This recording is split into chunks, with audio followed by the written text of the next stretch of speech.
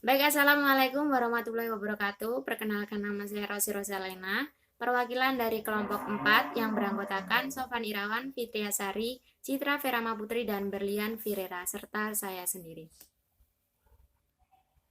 Di sini saya akan menjelaskan tentang jenis-jenis penelitian berdasarkan fungsinya. Jenis-jenis penelitian berdasarkan fungsinya dibagi menjadi 3. Yang pertama, penelitian dasar. Yang kedua, penelitian terapan. Dan kemudian yang ketiga, penelitian evaluatif.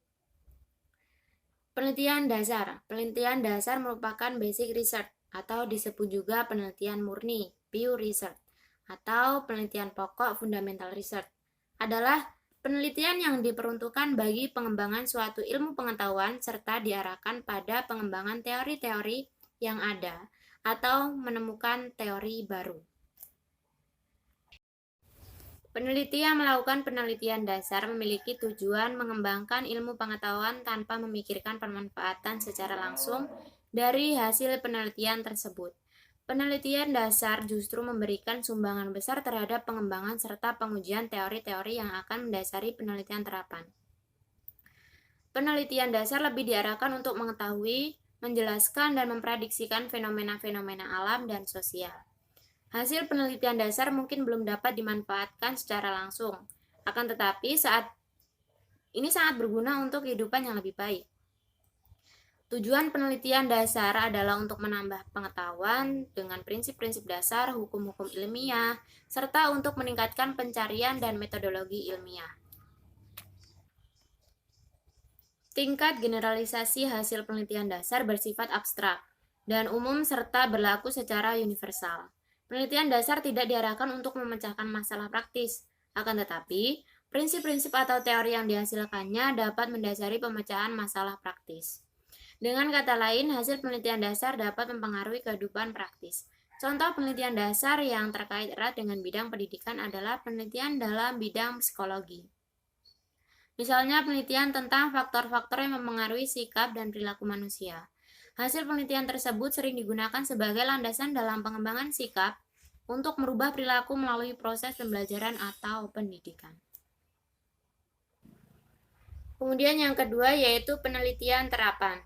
Penelitian terapan atau applied research dilakukan berkenaan dengan kenyataan-kenyataan praktis, penerapan, dan pengembangan ilmu pengetahuan yang dihasilkan oleh penelitian dasar dalam kehidupan nyata. Penelitian terapan berfungsi untuk mencari solusi tentang masalah-masalah tertentu. Tujuan utama penelitian terapan adalah pemecahan masalah sehingga hasil penelitian dapat dimanfaatkan untuk kepentingan manusia bagi secara individu atau kelompok maupun untuk keperluan industri atau politik dan bukan untuk wawasan keilmuan semata. Dengan kata lain, penelitian terapan adalah satu jenis penelitian yang hasilnya dapat secara langsung diterapkan untuk memecahkan permasalahan yang dihadapi.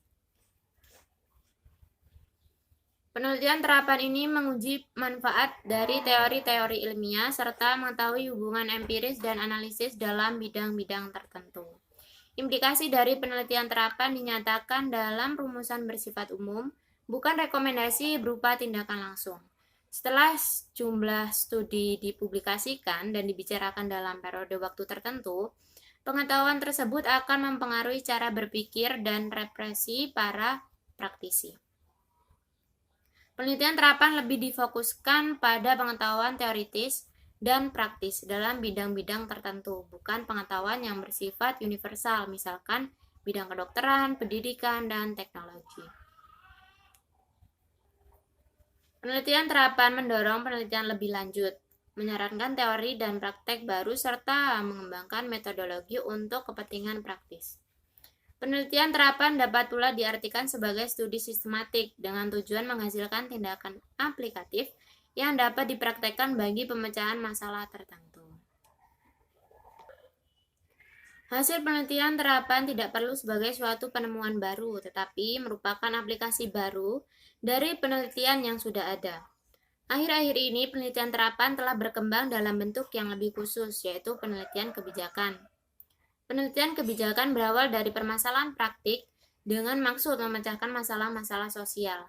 Hasil penelitian biasanya dimanfaatkan oleh pengambil kebijakan.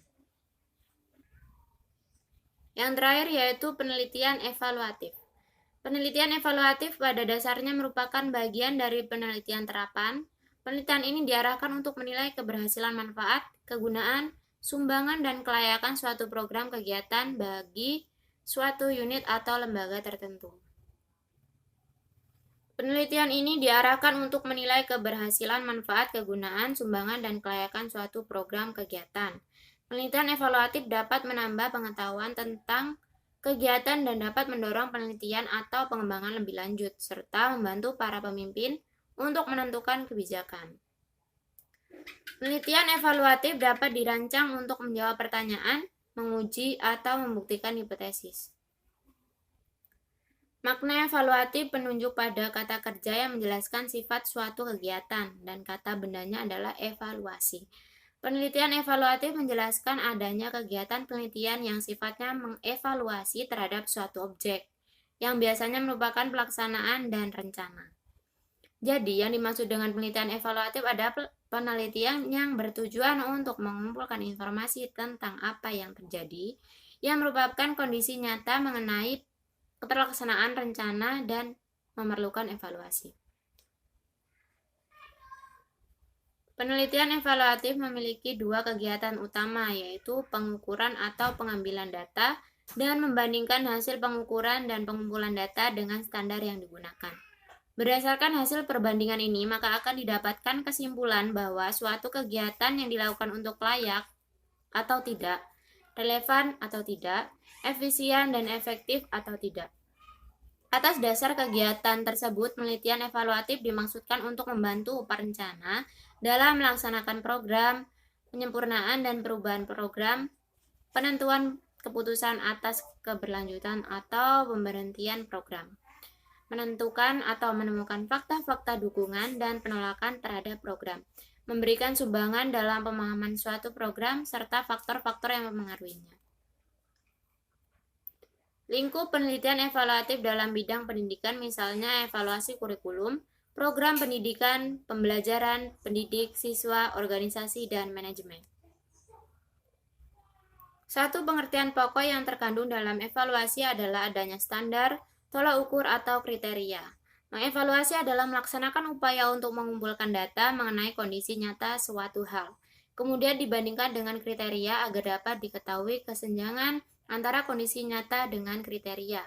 Demikian penjelasan dari saya tentang jenis-jenis penelitian berdasarkan fungsinya. Saya akhiri, wassalamualaikum warahmatullahi wabarakatuh.